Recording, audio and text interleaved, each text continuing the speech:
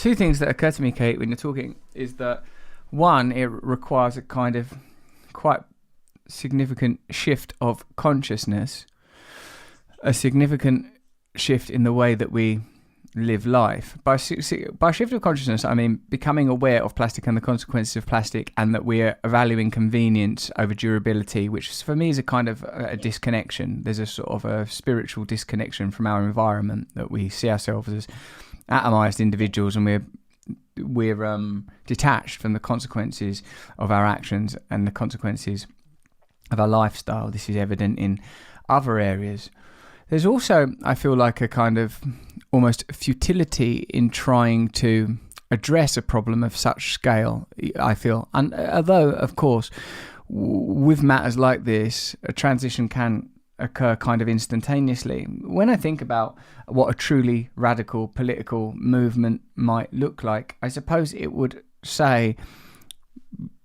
ban the use of single-use plastic entirely, and I suppose that it would be that you wouldn't be able to make plastic bottles for beverages anymore. That would be banned overnight. And then, of course, the sort of lobbies and interests behind that would say, well, that's, it's going to impinge on our profits. We'll have to pass those costs on to the consumer, the people that are going to be most punished, the people that earn less. So now you're into like socioeconomic issues and the way that society is structured, and who is penalised for this kind of convenience, and who really... Which is already happening. Oh, really? Absolutely. I mean, think about our access to farmers markets, and I'm assuming, and farmers market. Yeah, I got access to them. I went to one in Mullumbimby, a really good one, actually. Yeah, a beautiful market in Mullumbimby. I'm glad you went. But so many people live in food deserts, and they only have already they're having to absorb, I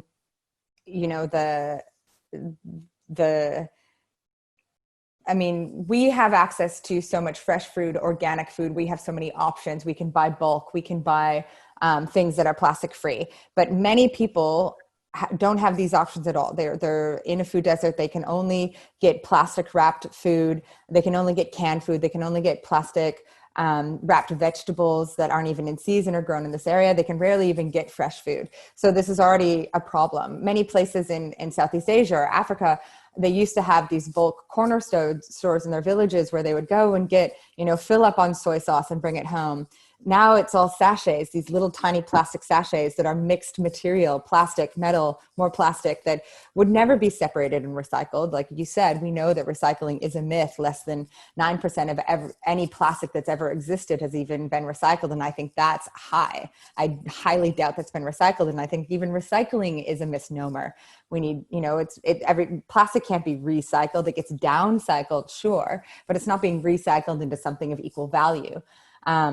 So this is absolutely a social justice issue where we're not just fighting for the environment here. We're not just fighting for the whales and the dolphins, the mermaids, but we are trying to empower our local communities and support these places, especially in Southeast Asia, where we've been shipping our trash. The West has just been, putting our trash to China, and then China said, no more, we don't want your trash anymore. And then we had nowhere to go, and the global waste market was in crisis. And so then we were trying to find anywhere to dump it. And we found Indonesia and Thailand and Malaysia. And then they were like, no, we don't want it either, because they could barely maintain their own waste on these island nations.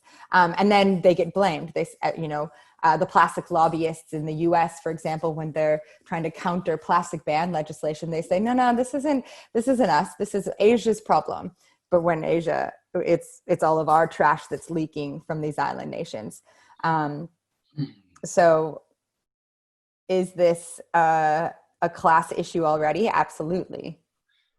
Yeah, and when we are talking about it, even when we talk about it, Kate, and we talk about farmers markets and glass jars, all those things have such sort of bourgeois connotations, you're going into the farmer's market with your glass jar, it's all right for you, there's so much sort of cultural and social tension now, there's such disparity, and the very kind of people, I would say, like sort of blue collar and working class backgrounds, which as a caveat I'll mention because it seems to be necessary, is the background that I am from, that these are the people that it's very hard to reach with that kind of messaging, precisely because they've got sort of economic and social challenges that are difficult to meet. And in fact, the way that many of these arguments are presented is kind of alienating. And it seems that there's this sort of gridlock of the interests of the powerful and the interests of the most vulnerable, with the issue of plastic being a good example. The powerful companies that profit from single-use plastic and from these type of practices,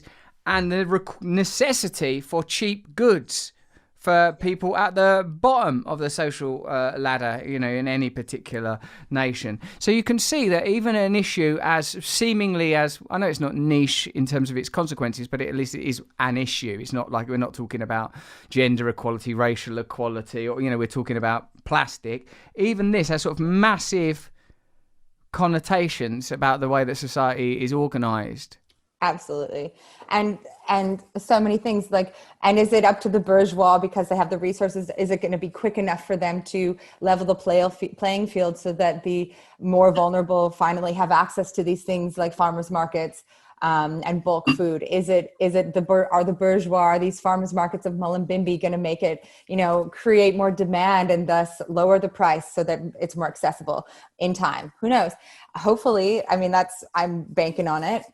And also, yeah, you're right. The globalization, the trade, the more vulnerable communities haven't been vulnerable for that long. It's only recently since we've opened up trade laws and we ship and export and import all of this food all over the world instead of just supporting our local farmers and growers. That used to be just normal.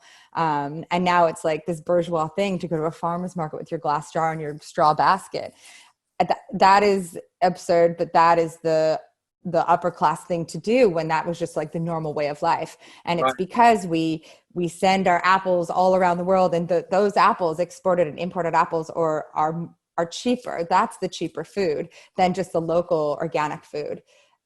And that's what really needs to change. Like, how can we make the local food more accessible and cheaper, and support the local farmers and local growers? I guess these practices have got to be banned, huh? What's that? You've got to ban these practices. You've got to ban sort of mono agriculture. You've got to ban the manufacture of plastic. And you're not going to be able to do... How do you ban that stuff when the corporations are so massive and so well resourced? Listen, you're a plastic-free mermaid. Don't ask me. Look at me. I'm a guy in a neckerchief. Come on, Russell. Get that neckerchief and start waving it about. They'll look at you. I think it's this idea. You must know Helena Norberg-Hodge over there, right? Because she's...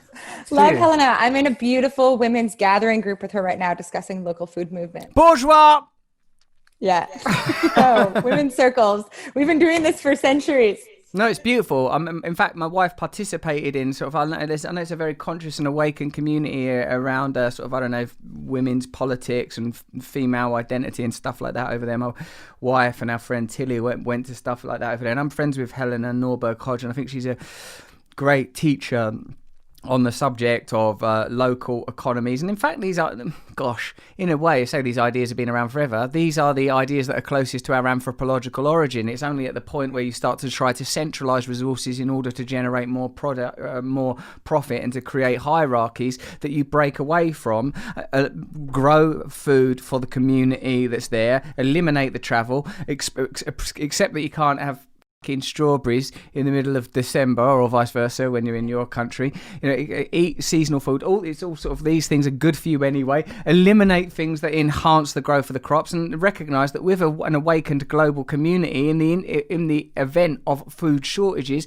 we will be able to share and redistribute food when required. But what you said a minute ago, Kate, plastic-free mermaid Nelson, is like that. To achieve that, you've got to challenge corporations.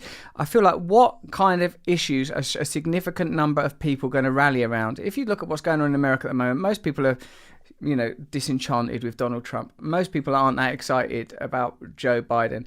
Like, it seems like and most people are starting to believe in pretty wacky things at the moment. The QAnon stuff and all of that. I mean, people I feel there's this appetite for change, appetite for a genuine alternative. I wonder if it's possible to build a global constituency around these issues, around local economies, local government, around like a system of principles that we can all adhere to where possible, that include ecological respect, individual respect, the right to form individual communities, but certain things that cannot be transgressed.